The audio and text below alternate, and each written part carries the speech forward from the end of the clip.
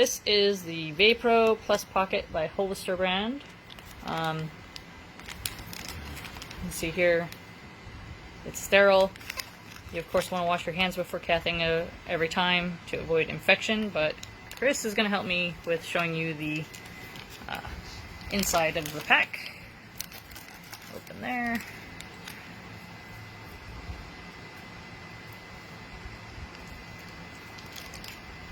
So as you can see, it has the whole bag and everything. The tube is pretty much like self-contained. So the red cap's covering the tip of that, and then you've got like the plastic that, yep, just like that. So you'd insert, and then there's a plastic cover over the tube that keeps it sterile, so you're not touching that. So you basically will hold the tip when it's inserted and then pull back that tube as you go. It's going to bring it on out. It's going to slide into place, so basically goes where it needs to go.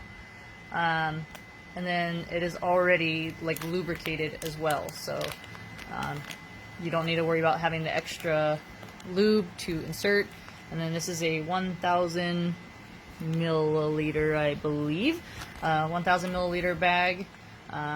Once you're done, you can just put the cap back on, but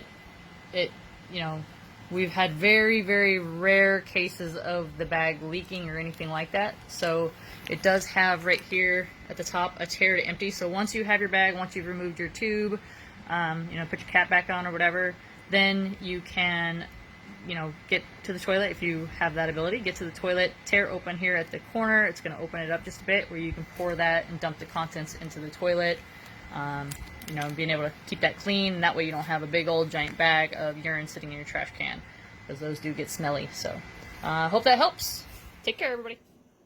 One other thing I want to add about the video about VaPro, the catheter system. So again, that is all self-contained, and knock on wood, since starting the use of those, and especially into, I'd say, let's see, we're in August, so about the last 4 to 6 months, we have, knock on wood, not had any issues with like UTI for Chris. So I think that was a huge factor in that, making that change and that shift away from needing a prophylactic antibiotic daily, because pretty much from the start, since the accident in May of 2020 to this year, a year and a half after the accident, we were having to use a daily antibiotic.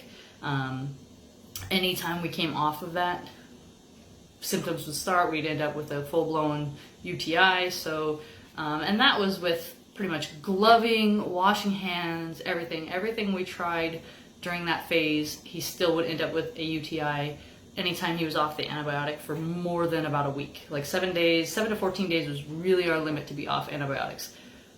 So that being said, after coming through where we're at now, we've been using the VaPro since, I'd say about since June of 2021, and then so far coming into 2022, we seem to have it down to where we do not need that antibiotic. But I did want to show you what we were using before. So this is the catheter, very similar to the one that was referenced in the video with the gentleman sharing his tale about the catheters, and the need for the doctor's offices to talk to the supplier so that he's not going without catheters. Again, some people with spinal cord injuries cannot voluntarily use their bladder, so they can't hold the urine, and they also can't control the use of going. So this is a SpeediCath. This is should be a one-time use only. I do know there are people out there reusing their catheters because of the cost and having limited supplies. So it's sterile when it comes out of the pack. It's got the little tab there to make it easy for people with limited use of their fingers or hands. But when that comes out, this is the spout. That's the full length of it. It is already lubed.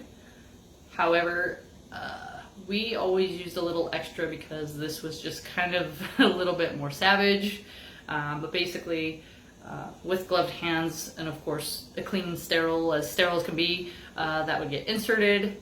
I'd have to make sure that went all the way in, and then there's like a slight pressure feel that you can feel when you get past, in this case, the prostate into the bladder, and then have to time that with the jug to make sure that I got this placed and this into the end of the clean urinal before things started spraying.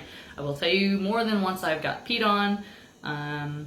It's a messy process. Sometimes we'd have more than what was in there, or it would tip over while I had my head turned doing something else, getting ready for the next process. So kind of a messy, unsanitary type of thing. This right here was a big mind game for Chris. He did not want to do this part of the process at that time, just because that's a whole lot. With the VaPro catheter system, I'll tell you that just with that, like it shows in the video where it's got that little tip that inserts and then the rest of the tube gets shimmied in, he really doesn't see that. It's a little less mental for the men. Yeah, so I just want to share. So this is what we started with in the beginning. This is why I was doing absolutely all of the cathing. So this was why it was so difficult in that first year, was that every 2.5 hours, that's when we had to get into the process of getting this in, cathing, just being in the right time, place. It made travel very difficult at that time.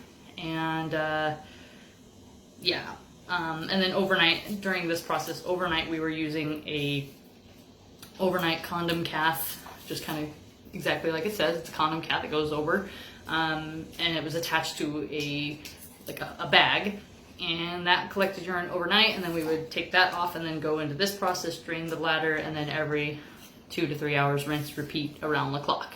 So that means that there's a lot of opportunity for unsanitary bacteria, whatever, to be make its way through the bladder and then create an infection.